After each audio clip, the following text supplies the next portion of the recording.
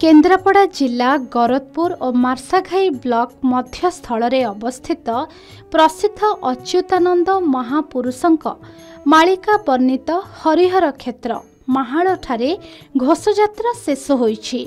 महाप्रभु श्री जगन्नाथ, बड़ भाई बलभद्र, माँ सुभद्रा और चक्रराज सुदर्शन चतुर्धा मूर्ति मान नवदिनात्मक घोषयात्रा सारी नीलाद्रि विजे होइछंती। प्रति वर्ष एही चतुर्था मूर्तिंकर रथयात्रा पुरी श्रीक्षेत्र नियम अनुसार पालन करा जायथाय।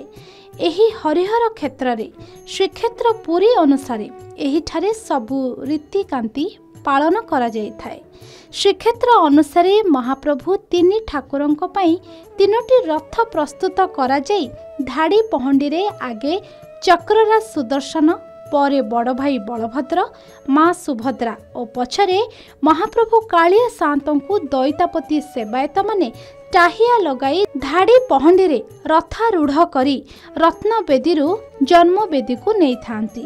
नियम अनुଯାयी ठाकुर रजा पालिंकी रे आसी तीन रथरे छेरा पहरा करिबा परे चारमाल खोला जाई घोड़ा जोचा हेबा परे रथ टाणी थांती अंचलर हजार हजार श्रद्धालु।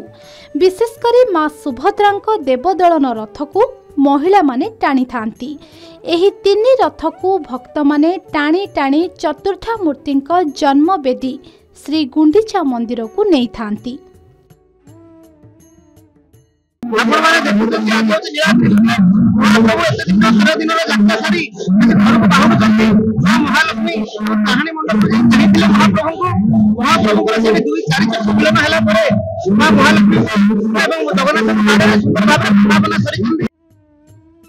महाप्रभु चतुर्धा मूर्ति नवदिनात्मक यात्रा सारी पुणी फेरी नीलाद्रि विजे होइथांती नीलकंदर को।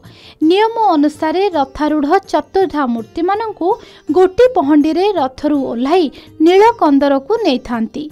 प्रथमे चक्रराज सुदर्शन, परे बड़ भाई बलदेव, माँ सुभद्रा वो महाप्रभुंक चलंती प्रतिमा मदन मोहन को गोटी पहंडी रे अणा जाई 22 पाहाच निकटरे विभीषण बंदापना करी रत्न सिंहासन को विजे कराई थांती सेवायत माने।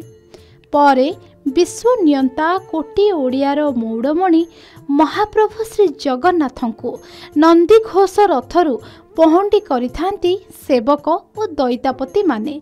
चारमाल उपरे महाप्रभु थिबा बेले चाहाणी मंडपरे जगत जननी माँ महालक्ष्मी आसी महाप्रभु को देखि थांती। परे श्रीमंदिर सिंहद्वार को बंद करी उभयंक मध्यरे मानवीय लीला आरंभ होई बचसा होइथाय। परे बड़ भाई बलदेव पाटी करिबारु महालक्ष्मी द्वार खोली थांती। महाप्रभु श्री जगन्नाथ सांगरे आनिथिबा रत्न अलंकार, पाट साड़ी और रसगोल्ला खुआई मां को मानभंजन करिथांती। परे चतुर्धा मूर्ति रत्न सिंहासन रे विजे होइथांती। ए नीलाद्रि विजयर आनंद तो भाषा रे परिप्रकाश करी हबो नाही। तथापि एतिकी कहूची नवदिन धरी श्रीमंदिर को श्रीहीन करी महाप्रभु गुंडीचा बाड़ी की जाइथिले। फेरी आसिलानी 2-3 दिन हेलानी मात्र श्रीमंदिर को प्रवेश करि नथिले। रत्नवेदी शून्य गरुड़ अनैछंती उत्कंठित चित्तरे समस्त देवादेवी श्रीमंदिर थिबा समस्त देवादेवी माने उत्कंठार सहित अनैछंती महाप्रभु केतेबेले फेरिबे।